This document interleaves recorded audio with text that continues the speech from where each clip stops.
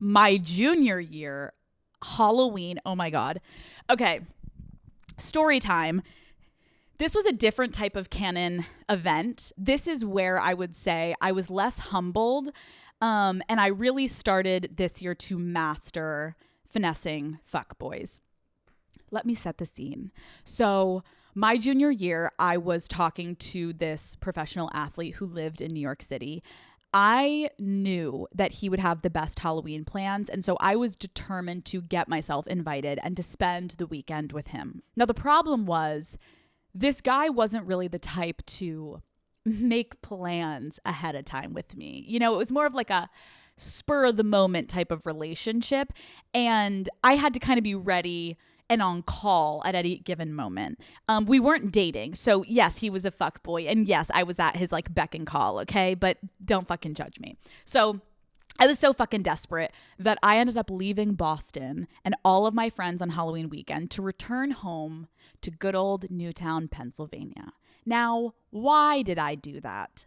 Let me explain my logic here.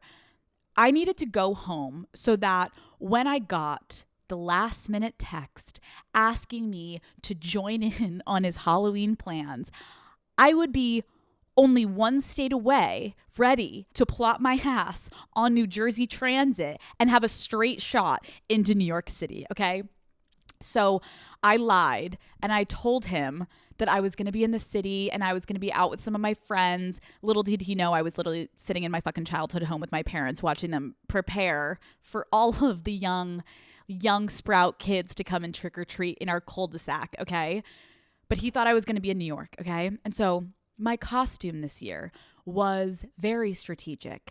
I knew it was guaranteed to make this man fall in love with me. He was obsessed with Game of Thrones, and I was going to dress as Khaleesi. At that point in college, I had platinum blonde hair that was so fake, it was nearing white, honestly. Now I look back and I'm like, that was ill. But at the time, it was perfect for the costume. So I didn't even need to wear a wig, okay? It was perfect. And I would by no mean, if I'm being truthful with myself, like I wouldn't really consider myself a Halloween girly, but I put fucking effort into this costume. Hours of blood, sweat, and tears. I was so committed. So it's Friday night of Halloween weekend. I am sitting at home in Pennsylvania with Lori and Brian. It's early in the afternoon. I would say it's about like 2 or 3 o'clock. And I start texting him. It starts as small talk, but my goal is to have him invite me to his Halloween plans in New York City. Okay. Now the problem is, because I really want to break this down and the desperation, I needed a strong, firm invite from him because I had to get on a train, pay for a train ticket. That train ride was an hour and a half to New York City. And when I got there, my broke ass could not afford for him to cancel the plans because I had nowhere to stay. Like I couldn't afford a New York City hotel room, right? So if I was going into the city, I had to be able to rely on this man. Now, why wasn't I just truthful?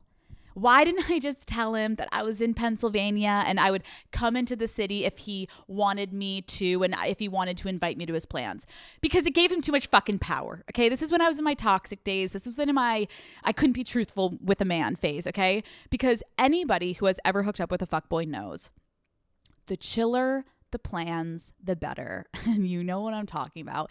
If he knew that my mom was putting me in her fucking minivan and driving me to the train station in Trenton, New Jersey, just to come see him, way too much effort, game over. Like, he would have freaked out. He's like, that is way too committal. That's way too serious. Like, your mom knows about me. Like, no. Like, it needed to seem like I was already out and about, so chill. I wasn't even in the city just for him. But like, if he invited me, like, sure, I'll pop by. I'm cool like that.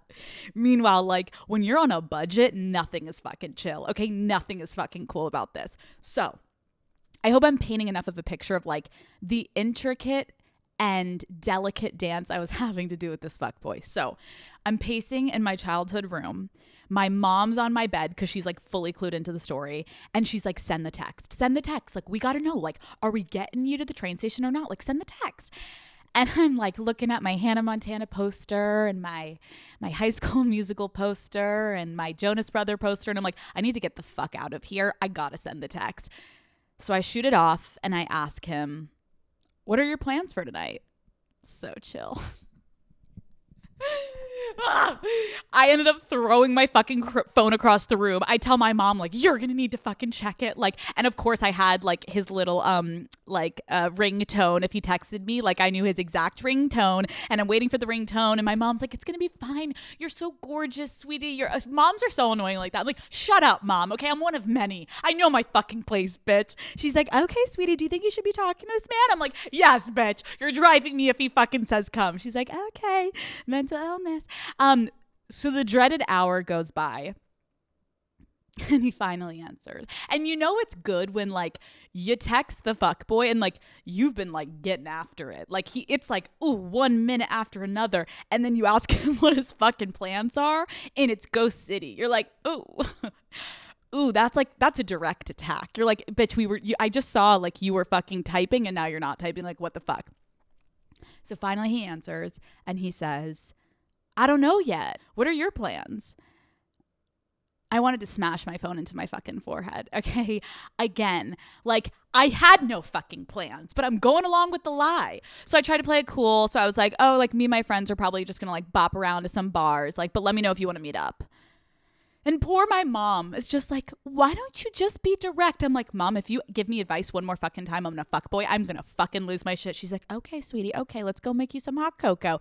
Now, here's the thing. I was actively refreshing New Jersey Transit times and losing more and more hope. And when I say actively, my dad's like sitting there with me, like working the system. Like this is a family operation, okay? But this guy's communication at this point was so non-committal that I knew if I got on a train and just kind of went for it at that point, I would have been standing alone in New York City with nowhere to stay, dressed as Khaleesi. You know what I mean? Like none of my friends were in New York City at this point. So keep in mind, okay? So when it hit 9 p.m., I made the executive decision to shift gears and shift my plan for the night. I saw on his friend's social media that they were out, and I saw only the back, like a little strand of his hair, the back of his head, a strand of his hair, but I knew it was him. And it ignited something in me. I knew in that moment I needed to strategize. So I called my parents into the living room for family meeting. And I said, if you guys have ever loved me, I need you both to buck up and pull this next move off with me, okay? Our family name is fucking on this shit, okay? They're like, we have lost our daughter, okay? But immediately they're in. My parents were like so used to my antics at this point, and they're just like happy I'm fucking home and I'm including them in any of this. So I told them that, here we go. I told my parents that we had to transform our garage into something that would pass for a sick Halloween warehouse party. Because I needed this man's attention and I needed to post on social media in my Khaleesi costume ASAP. But it needed to like look somewhat adjacent to something you could see at like a rustic New York City, like grunge speakeasy, okay? So we headed into the garage and we started to really like clear the shit out and like throw it on the driveway, right? My childhood bike, kick to the fucking curb, the box of Christmas decorations, get the fuck out of my way. My dad's lawnmower, gone. I was like, Mom, what is this box? She's like, those are your baby photos. How cute. Should we go through it? I'm like, Mom, burn it to the fucking ground. Okay. We need to get this operation up and running. I was a woman on a mission. My poor parents.